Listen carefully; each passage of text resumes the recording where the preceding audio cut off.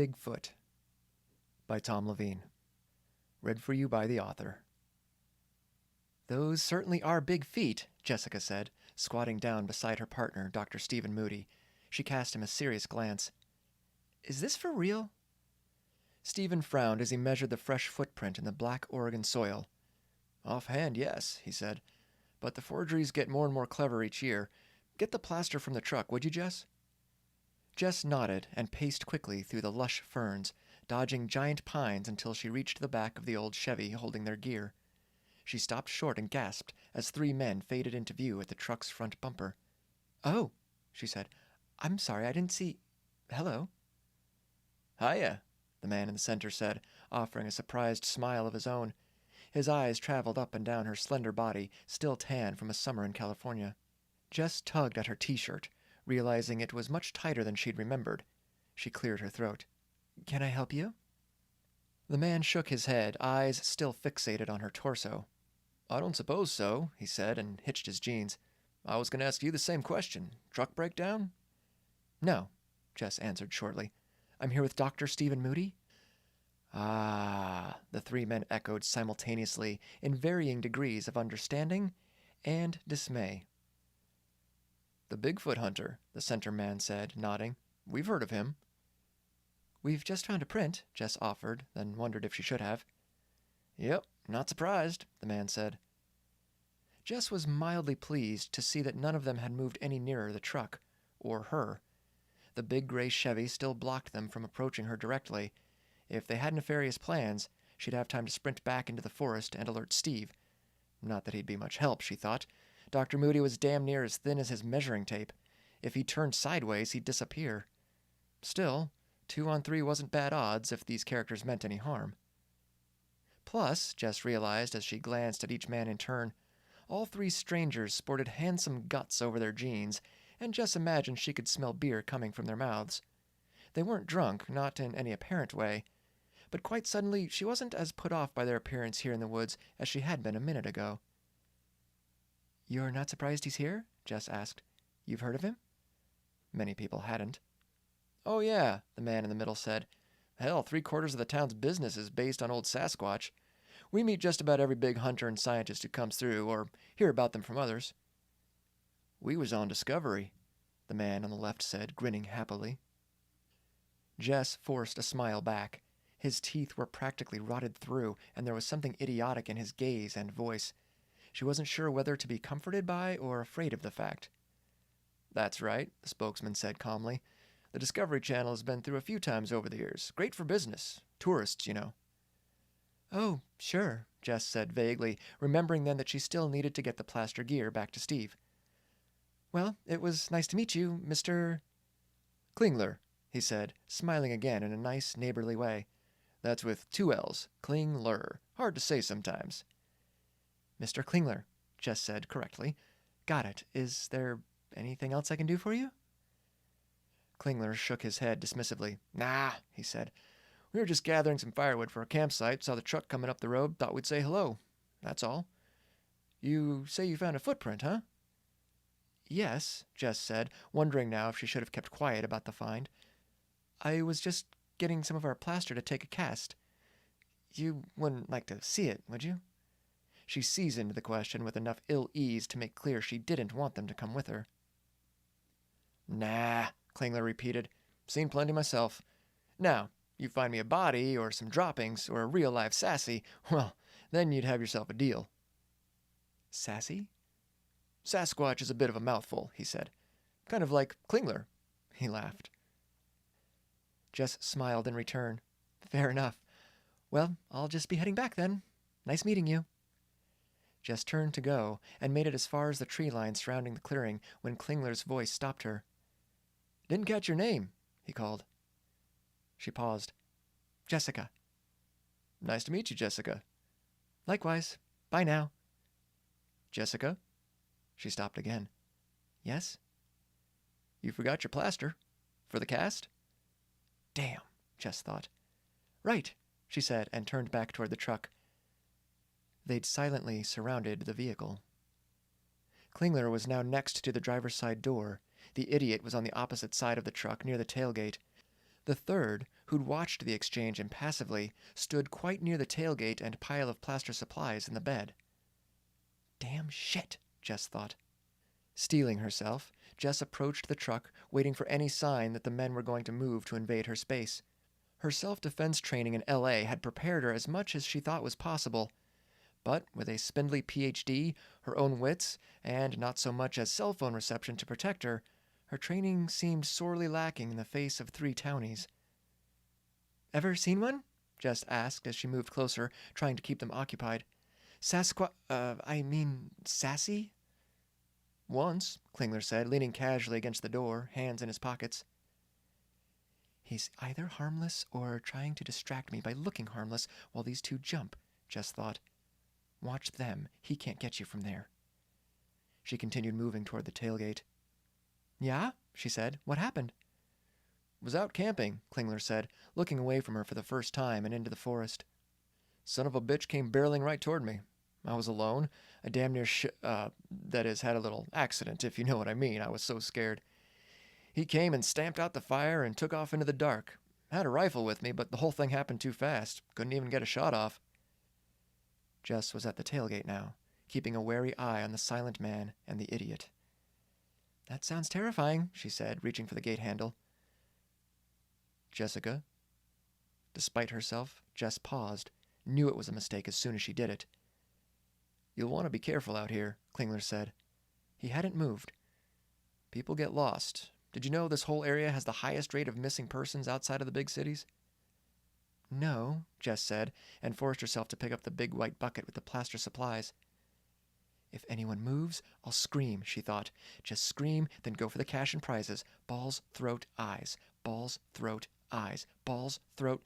She pulled the bucket and took a step back away from the silent man, who hadn't moved, only watched her. "Yes, ma'am," Klingler said, still at the door.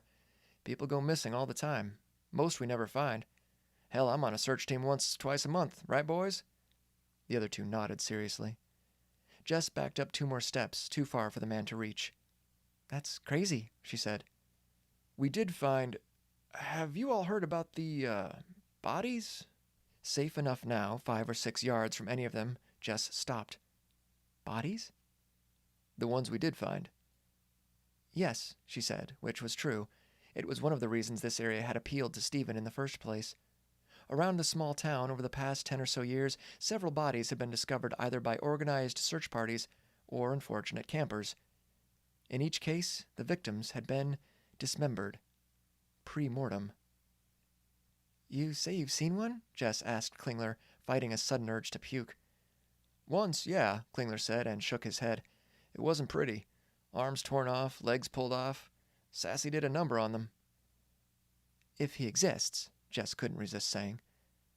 For the first time, Klingler shot her a truly upsetting look. "What's that?"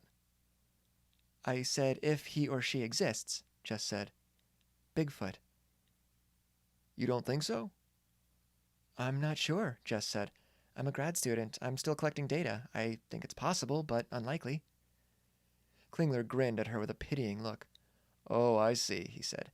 "You're not one of those true believers out to prove what the rest of us already know. You're skeptic, right?" She shrugged. "Trying to prove Sassy doesn't exist, huh?" "Like I said, Mr. Klingler, I don't know yet. We have this footprint and plenty of evidence to go over from previous expeditions. But you do know the Patterson tape was finally shown to be a forgery, right?" "Yep," Klingler said, laughing slightly. "Any idiot knew that the day it came out." Her curiosity piqued. "Why do you say that?" Klingler returned her shrug. The other 2 hadn't moved. "That thing on the tape," he said.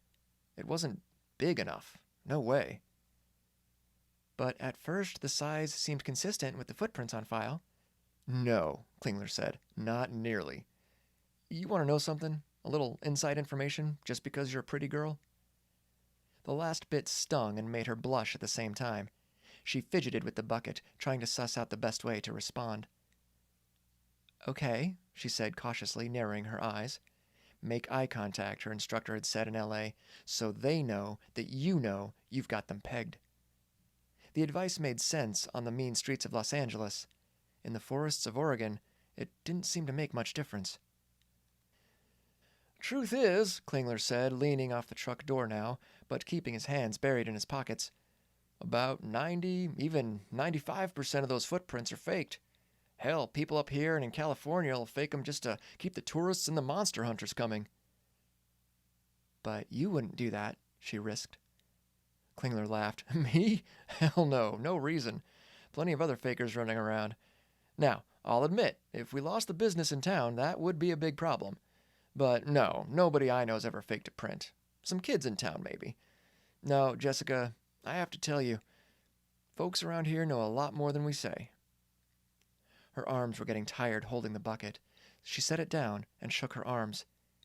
Damn and shit again, she thought. Now you look weak. We know that Sassy's out there, and she's a mean old cuss, Klingler said. Big and mean. Best keep that in mind as you, pursue your studies. Will do, Jess said, tiring of the conversation. Nice to meet you. Klingler nodded. He did not, Jess noticed, move away from the truck. She gave the other two men a short wave, picked up the bucket, and began walking through the woods back toward Stephen. Stupid, she thought. They could still be dangerous. They could disable the truck. And if they did, what could you do about it? She argued back silently.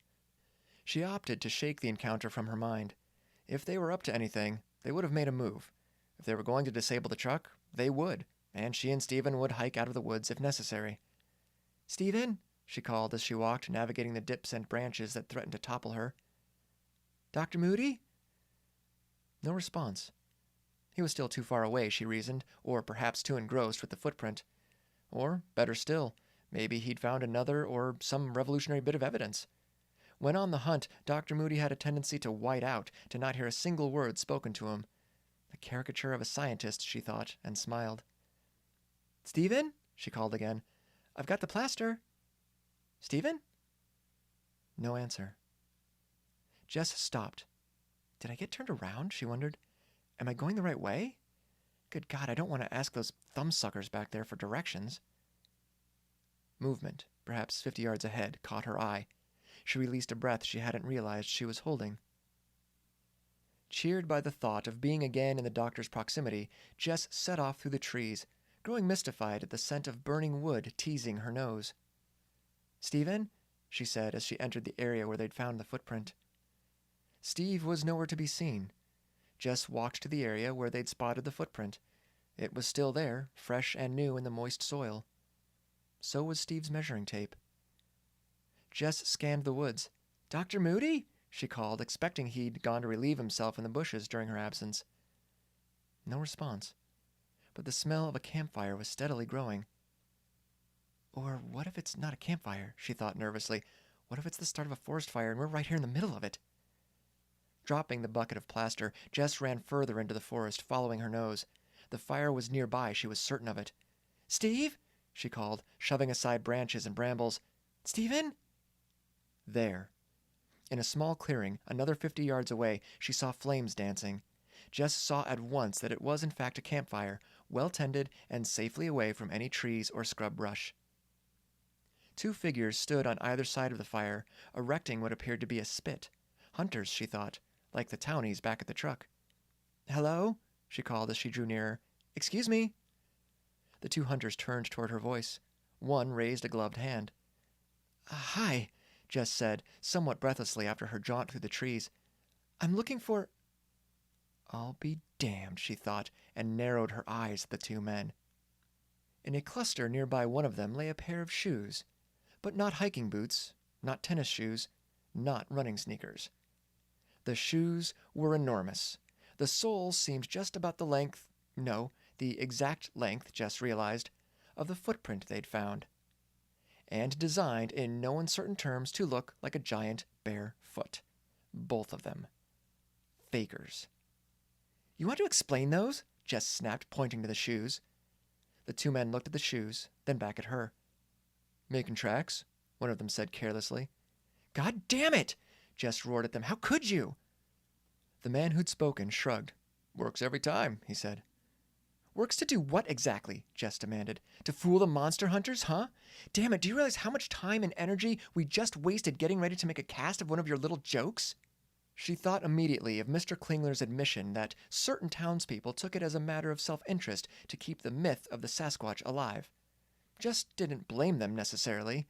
Still, she felt like a fool to have believed in the monster even for a moment.